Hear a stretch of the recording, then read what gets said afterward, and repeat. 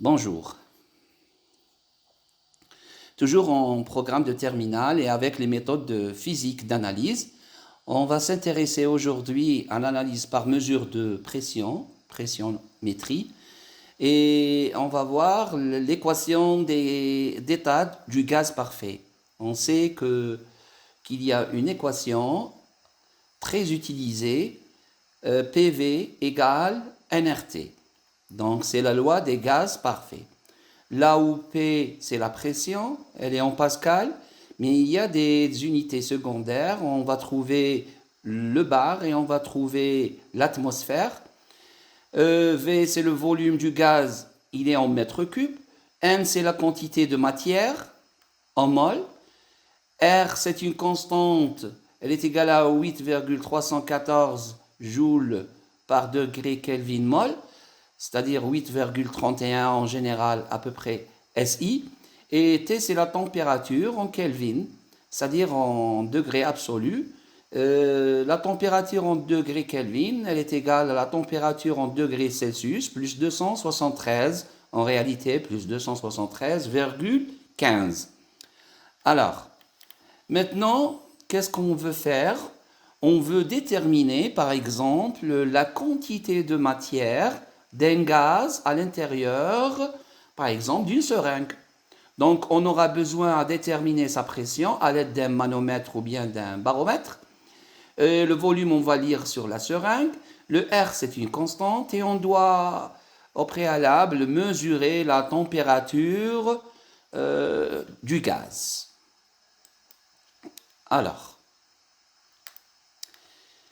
donc, on applique la loi des gaz parfaits, par exemple, dans les montgolfières. Donc, il y a des applications que vous pouvez voir sur Internet, des applications concernant le gaz parfait. Donc, il y a la loi de Boyle, la loi de Charles et la loi de Gay-Lussac. Cette application est pour bien comprendre l'équation d'état des gaz parfaits. Donc, on considère un bocal là où on va introduire un gaz. Par exemple, le gaz qui va être introduit ici, regardez.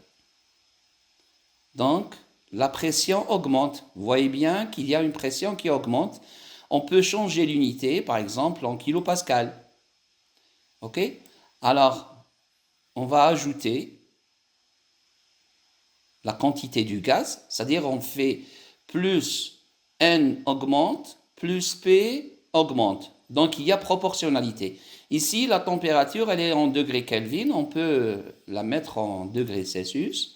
Par exemple, c'est 27 degrés. Par exemple, on va chauffer maintenant. Si on va chauffer, regardez, il y aura des turbulences à l'intérieur, des particules. Par exemple, on est à presque 440 degrés. Vous voyez bien qu'il y a une turbulence. Par exemple, plus la température augmente, plus la pression augmente. Regardez la pression, elle ne cesse d'augmenter. Elle ne cesse d'augmenter.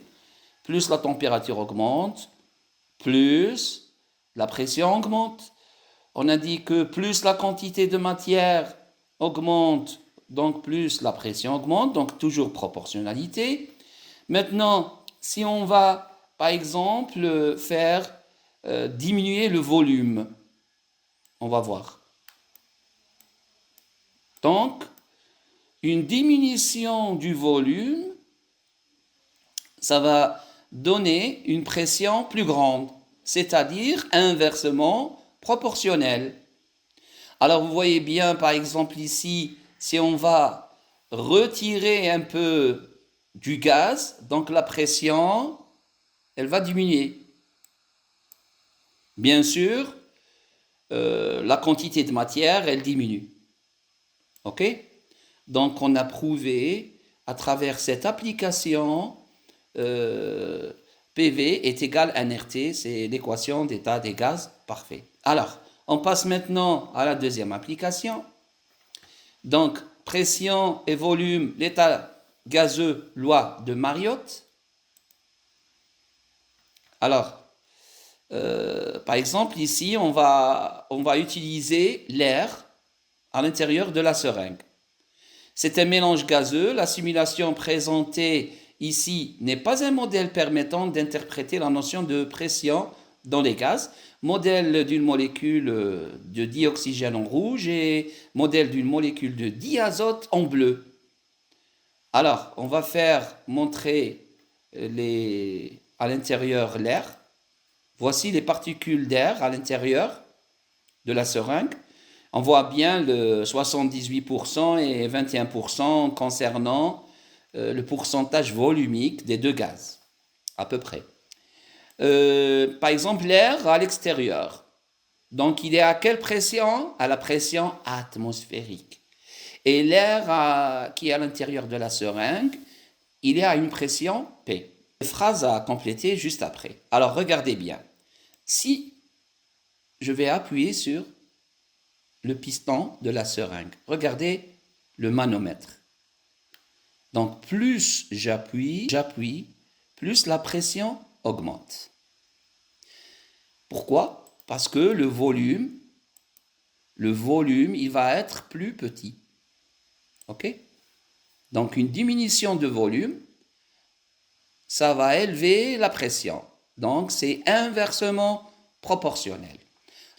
Sans l'intervention de l'expérimentateur, le piston s'immobilise quand la pression intérieure est par rapport à la pression atmosphérique. Alors, on a les réponses suivantes. Choisir inférieur, égal ou bien supérieur. C'est à vous de voir et de répondre. Je vous laisse un peu de temps. Donc, c'est égal. On considère l'air dans la seringue lorsque le volume diminue. Les molécules, donc on va choisir, alors le nombre de chocs sur la paroi de gauche du piston. Donc, quand le volume diminue, les molécules, elles vont se rapprochent. Alors, le nombre de chocs sur la paroi de gauche du piston et la pression dans la seringue. Le nombre de chocs, il va augmenter. Et la pression dans la seringue est, par rapport elle est supérieure à la pression atmosphérique. OK? La pression atmosphérique, c'est à peu près 1000 hectopascales. OK? Alors, on considère l'air dans la seringue si le volume est divisé par 2 à une température constante, la pression est multipliée par combien? Par 2. C'est le double. Au cours de la transformation, le produit PV, la loi de Mariotte, ne varie pas. On peut écrire que P1V1, V2. Donc, que P1V1 est égal à P2V2, c'est la loi de Mariotte. On va essayer de voir. Oui, il y a 8 bonnes réponses. Alors, je vous remercie d'avoir pris le temps d'écouter cette présentation et à bientôt.